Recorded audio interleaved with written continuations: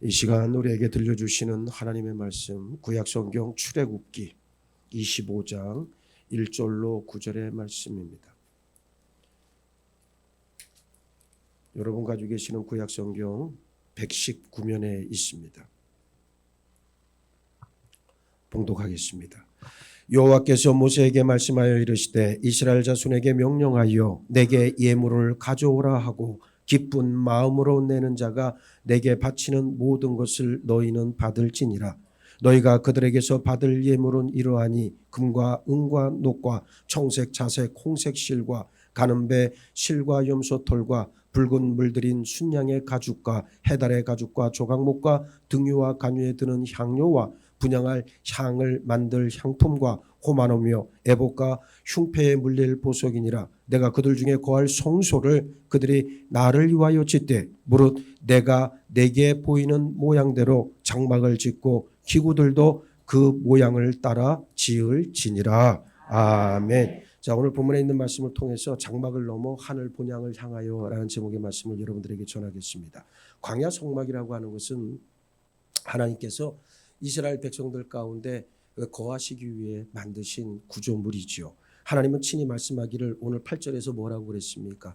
8절에서 말씀하기를 내가 그들 중에 거할 성소를 그들이 나를 위하여 짓되라고 그렇게 말씀을 하고 있습니다. 하나님은 당신이 거할 성막을 위해서 성막 설계도를 보여주셨고 어떻게 만들어야 하는지 재료는 또 어떤 것을 써야 하는지 규격은 얼마나 해야 되는지 같은 상세한 내용들을 모두 가르쳐 주셨습니다. 성막은 예언적 진리와 구속사적 진리를 모두 내포하고 있기 때문에 우리에게는 아주 중요합니다. 하나님께서는 이 세상을 만드신 창조주이심에도 불구하고 실상 성막은 그렇게 특이하거나 화려하지 않은 지극히 평범한 텐트, 장막에 지나지 않았습니다. 바로 우리 구주 예수 그리스도께서 사람과 동일한 육체, 동일한 성정을 지닌 종의 형상으로 오셨기 때문입니다. 하나님은 성막 제작을 위해 필요한 재원을 이스라엘 백성들의 헌물로 받게 하셨습니다. 하나님은 당신 자녀들의 헌신을 사용하시고 기뻐 받으십니다. 기쁜 마음으로 내는 자가 내게 바치는 모든 것이라고 하는 말은 자원하는 자들의 헌물을 말합니다. 억지로나 강제가 아니라 마음에 원하는 자들의 자발적인 참여로 인해 성막은 만들어졌습니다.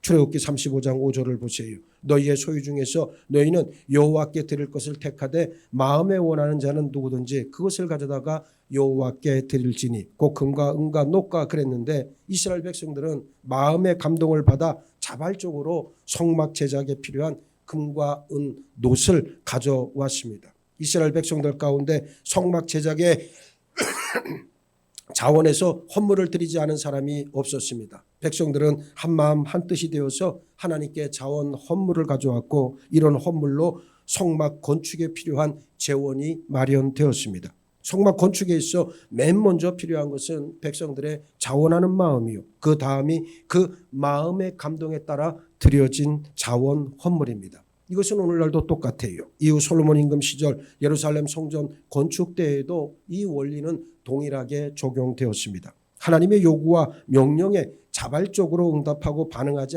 않는다면 하나님의 사역은 결코 이루어질 수 없습니다. 우리가 교회 일을 감당하면서 목사가 시켜서 해야 되는 게 아니라 스스로 보고 깨닫고 그리고 그 일을 행할 수 있는 마음이 들어야 됩니다. 이것은 전적인 성령의 능력이에요. 성령을 받지 못하니까 시켜야 하고 시켜도 제대로 하지를 못합니다. 왜 그렇습니까? 그 안에 하나님과의 바른 관계가 정립되어 있지 않기 때문이라고 하는 말입니다. 하나님은 무슨 일에서든지 우리 자원하는 마음을 받으시고 그 일에 복을 주시고 그리고 성취하시고 열매 맺게 하시고 우리에게 기쁨을 주시고 당신은 영광을 취하십니다.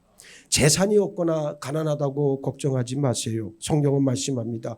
할 마음만 있으면 있는 대로 받으실 터이요 없는 것은 받지 아니하시리라 말씀하고 있습니다. 여러분들이 가난해서 가진 게 없다고 여러분 절대로 주눅들 필요가 없습니다. 여러분 자신을 하나님 앞에 드리면 된다는 말입니다. 핵심은 자원하는 마음이라고 하는 것을 꼭 유념하시기 바랍니다. 먼저 각 헌물들은 모두 영적 의미를 지니고 있습니다. 본문 3절로 7절 백성들이 낼 헌물의 목록인데 여기 언급되어 있는 것들은 모두 값나가는 보석들이거나 또는 옷감, 실, 가죽, 향료 같은 기중품이었습니다. 이것들은 이스라엘 백성들이 애굽을 탈출할 때 하나님의 은혜로 애굽 사람들에게 빌린 것들이었어요. 금은 하나님의 신성과 예수 그리스도의 왕권을 상징하고 은은 구속의 몸값을 상징하는 예물입니다. 요셉이 은 20개에 팔렸고요. 예수님은 은 30개에 팔리셨습니다. 놋은 희생물을 얹어서 잡는 제단의 재료로 쓰였는데 여기서 짐승들의 피를 흘렸고 태워졌기 때문에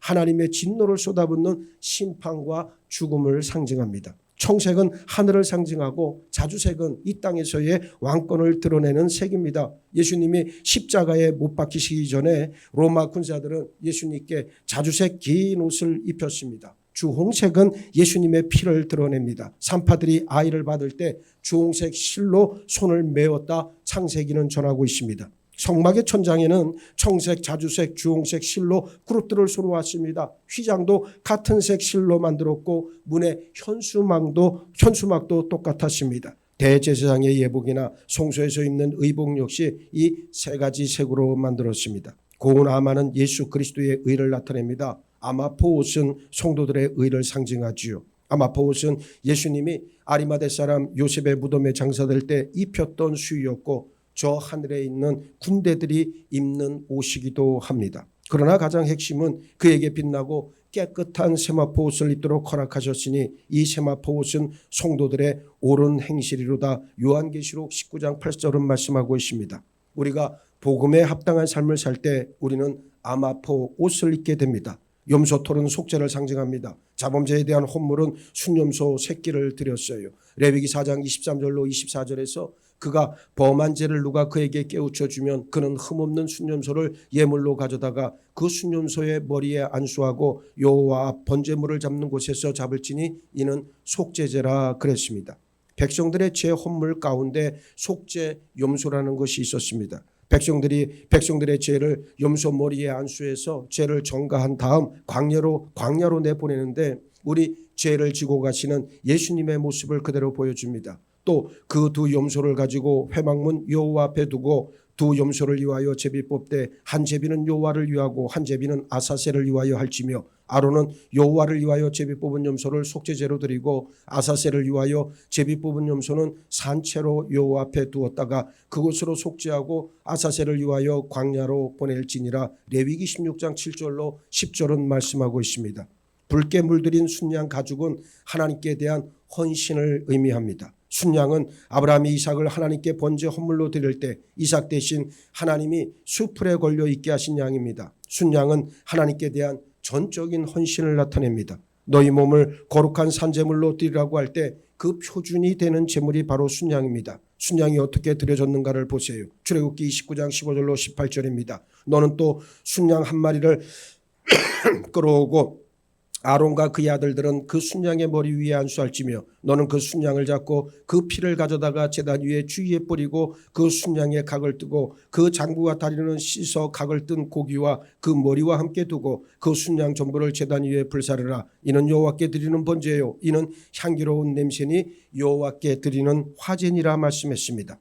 순양은 아낌없이 남김없이 드려져 모두 태워야 했는데 이것은 전적인 헌신을 나타냅니다. 오소리 가죽은 아주 질겨서 주로 성막의 기구들을 덮는 덮개로 사용돼 하나님께서 당신 백성을 보호하시는 능력을 상징합니다. 조각목은 변하지 않는 예수님의 속성을 드러내지요. 조각목은 아카시아 나무의 일종인 시틱나무라는 건데 시내반도에서 유일하게 목재로 사용할 수 있는 나무였습니다. 언약궤를 만들 때에도 이 조각목으로 만들었고 언약궤를 운반하는 막대기 역시 조각목으로 만들었고 상과 성막의 널빤지들, 기둥들, 향을 태울 제단도 조각목으로 만들었습니다. 등장 기름은 예수님의 신성한 지혜를 나타냅니다. 기름은 일반적으로 성령을 나타내는데 예수님이 성령의 기름 부으심을 받았기 때문입니다. 예수님의 지혜는 하늘로부터 온 순수한 지혜요 세상 통치자나 세상 지식에서 나온 지혜가 아닙니다.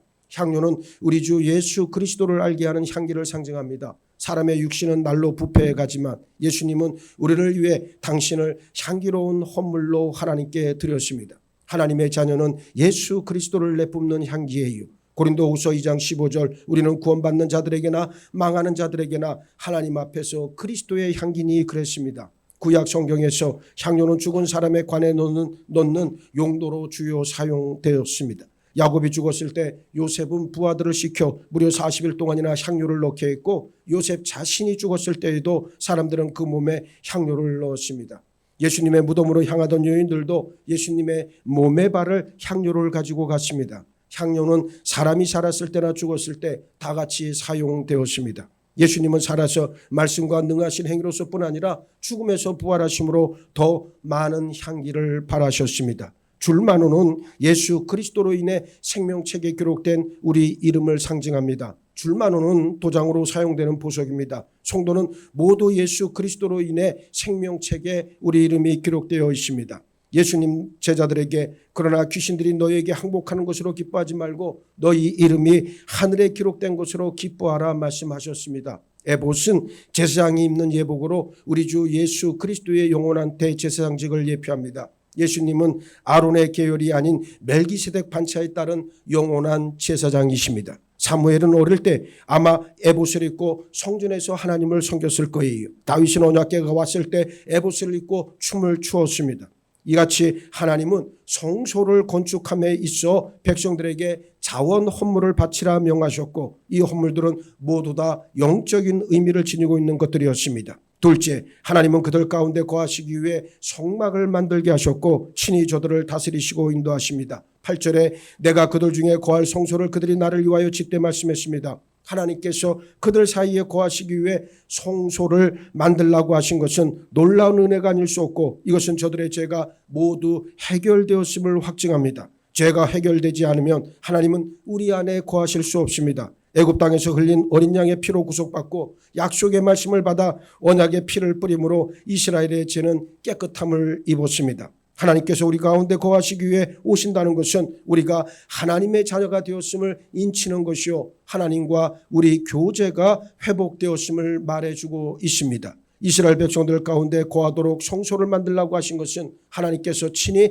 이스라엘의 왕이 되시고 그들을 인도하실 것임을 선포하신 거예요. 하나님께서 성소를 만들게 하신 것은 하나님께서 이스라엘 백성들 사이에 거하심으로써 장차 우리가 거하는 것이 어디고 어떤지를 보여주시기 위함에서입니다. 요한계시록 21장 1절로 3절에 또 내가 새하늘과 새 땅을 보니 처음 하늘과 처음 땅이 없어졌고 바다도 다시 있지 않더라. 또 내가 보매 거룩한 성 새 예루살렘이 하나님께로부터 하늘에서 내려오니 그 준비한 것이 신부가 남편을 위하여 단장한 것 같더라. 내가 들으니 보좌에서 큰 음성이 나서 이르되 보라 하나님의 장막이 사람들과 함께 있으며 하나님이 그들과 함께 계시리니 그들은 하나님의 백성이 되고 하나님은 친히 그들과 함께 계셔서 그랬습니다.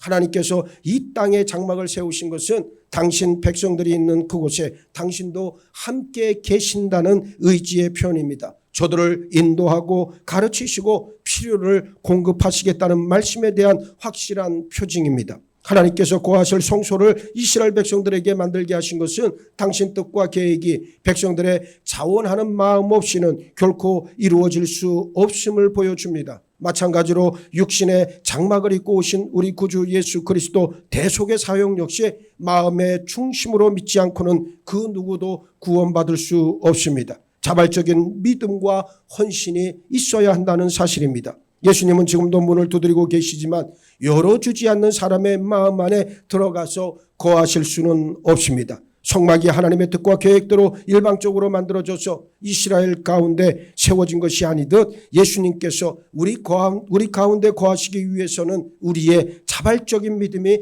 반드시 필요하다는 사실을 유념하시기 바랍니다. 셋째, 오직 말씀대로 만들라 하십니다. 9절, 물론 내가 내게 보이는 모양대로 장막을 짓고 기구들도 그 모양을 따라 지을지니라 그랬습니다. 하나님은 모세에게 산에서 모든 것을 보여주셨습니다.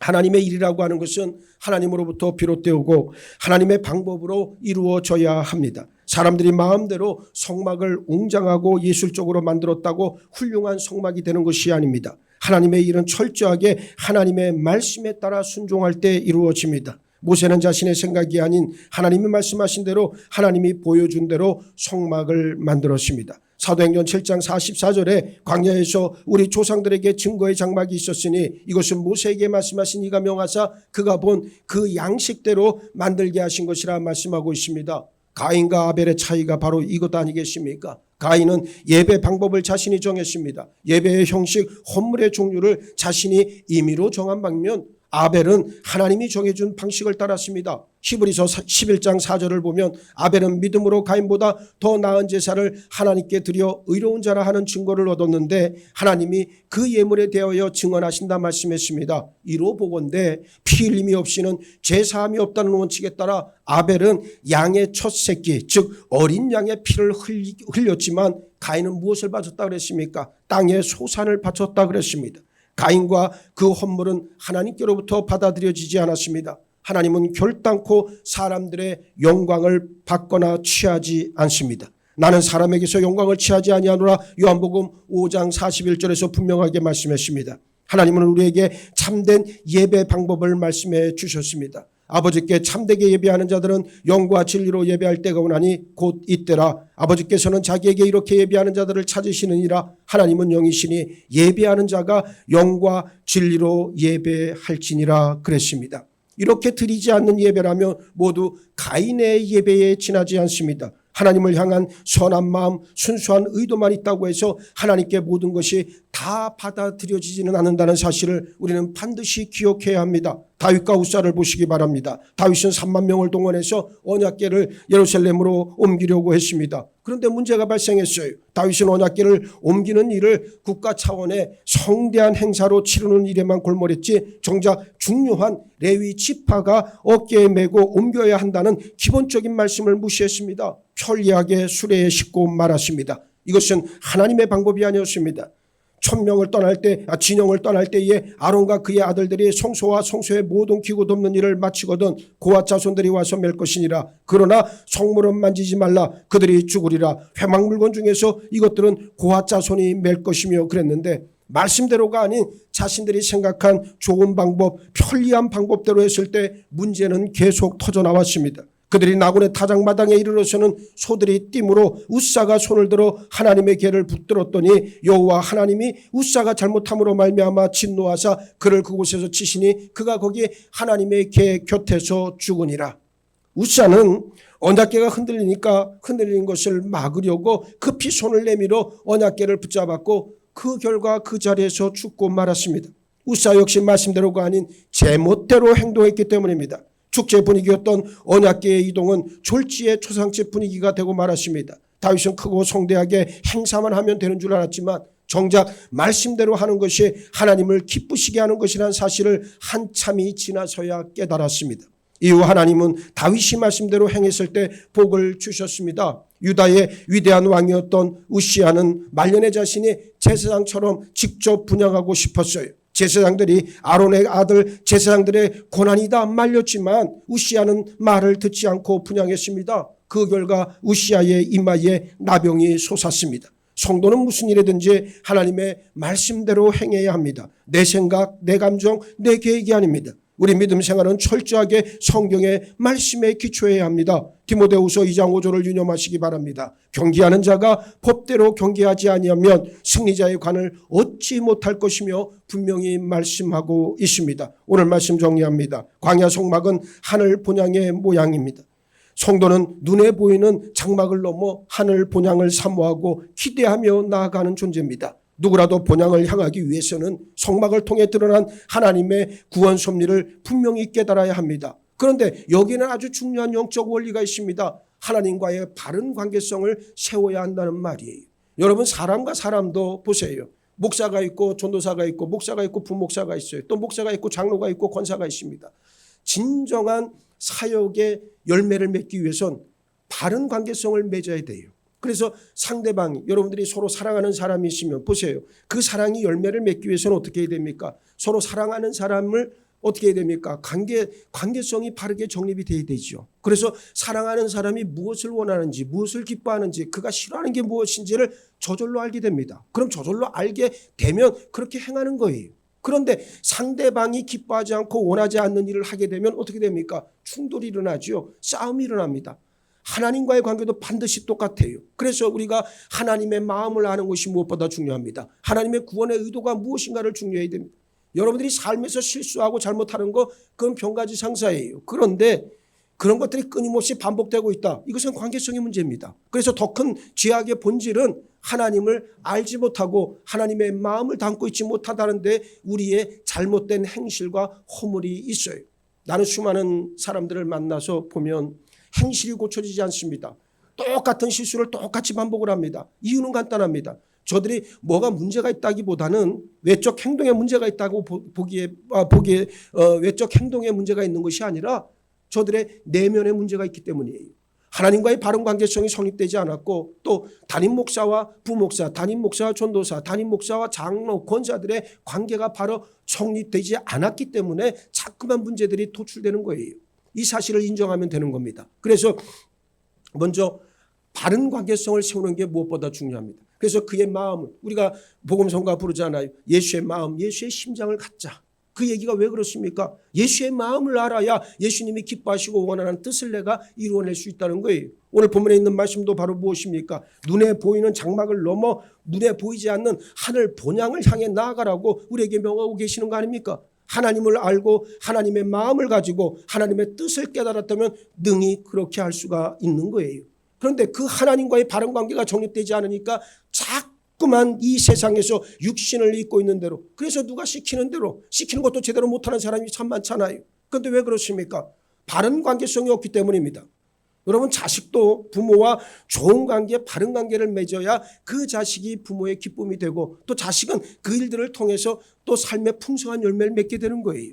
그런데 이걸 모르니까 자꾸만 똑같은 일을 똑같이 반복하면서 똑같은 나락으로 떨어지게 된다. 그 사실입니다. 아까도 말씀드렸지만 광야 성막은 하늘 본향의 모형이라고 그랬습니다. 우리는 하나님의 자녀들로 아버지 되시는 하나님의 마음을 알고 하나님을 알고 깨닫고 그 마음을 소유해서 아버지께서 진정으로 원하시는 일을 행해야 될 줄 믿습니다. 누구라도 본향을 향하기 위해서는 성막을 통해 드러난 하나님의 구원 섭리를 분명하게 깨달아야 합니다. 오직 하나님의 말씀대로 하나님의 방법대로 우리는 믿음 생활을 감당해야 할 줄 믿습니다. 말씀을 넘어서지 말고 하나님의 뜻 안에서 승리하는 여러분 모두가 되기를 예수의 이름으로 축원합니다. 축원합니다. 축원합니다. 경계하는 자가 법대로 경계하지 아니하면 승리자의 관을 얻지 못할 것이라 분명하게 말씀하셨사오니 이제 눈에 보이는 성막을 넘어 장막을 넘어 하늘 본향을 사모하고 기대하며 나아가는 거룩한 존재들로 우리를 세워주시고 축복하여 주옵소서.